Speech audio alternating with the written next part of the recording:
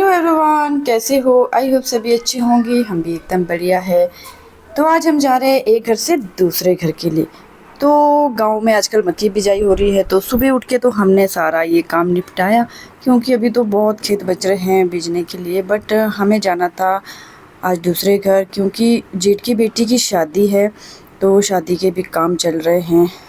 तो इस वक्त धूप देख रहे हैं कितना तेज़ हो गया है। 10 बजे का टाइम हो रहा है सुबह का, बट गर्मी इतनी हो रही है क्या ही बताएं। और हमें यहाँ से ऊपर जो है पैदल ही जाना था। गाड़ी तो हमने ऊपर ही रखी है, क्योंकि बरसात की वजह से रोड ये ख़राब था, तो गाड़ी चढ़ने में थोड़ा दिक्कत हो जाती है। तो मैं बच्चों को लेके आगे आगे जा रही हूँ। तो हम पैदल चल रहे हैं, बच्चों के साथ हंसते खेलते चल ही रहे हम।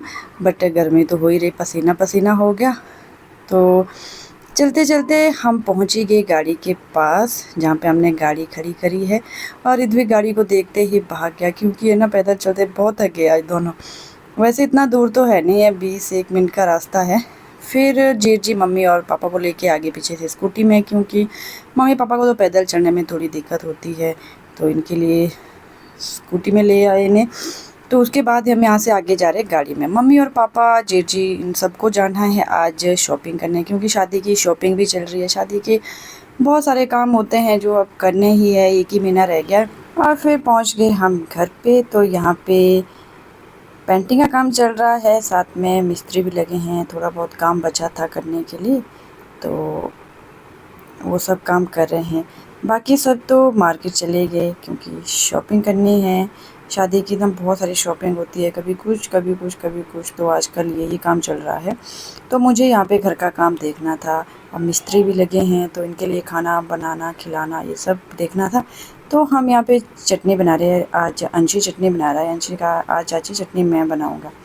तो अंशी ने चटनी बनाई और मैक्सिमम सारा खाना हमारा रेडी हो गया।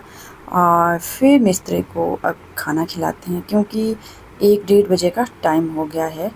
तो मिस्त्री जी ने खाना खाया, और उसके बाद बच्चा पार्टी है मेरी। बच्चों को भी भूख लगी, तो इनको भी बैठा दिया यहाँ पे खाना खिलाने।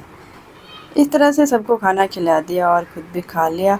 और यहाँ पे बाहर की जो पेंटिंग सारी कंप्लीट हो गई है। अब बैक साइड बच रही है, तो पेंटर तो वहाँ चले गए, और बच्चे अब सोच रहे कहीं खेलने की। तो काम जब भी घर में लगाते हैं, तो ये देख रहे घर की क्या हाल हो जाती है। तो ये सारा भी भाई अभी साफ़ करने को हो गया। तो इस वक्त देख रहे हैं हम व्यू, कितना सुंदर व्यू है। शाम के 5 बज चुके हैं। तो धूप तो यहाँ पे खैर 6 बजे तक रहता ही है। सुबह 6 बजे धूप आ जाता है, शाम के 6 बजे तक रहता है ये सुंदर सा व्यू। और फिर मैं चली गई नीचे बीच वाले जेठ के घर में। तो ये बड़े वाले जेठ जी और छोटे वाले जेठ जी, इन दोनों के घर साथ साथ ही है। तो यहाँ पे होना है कल गृह प्रवेश, क्योंकि जेठ जी ने ये मकान अभी ही बनाए हैं।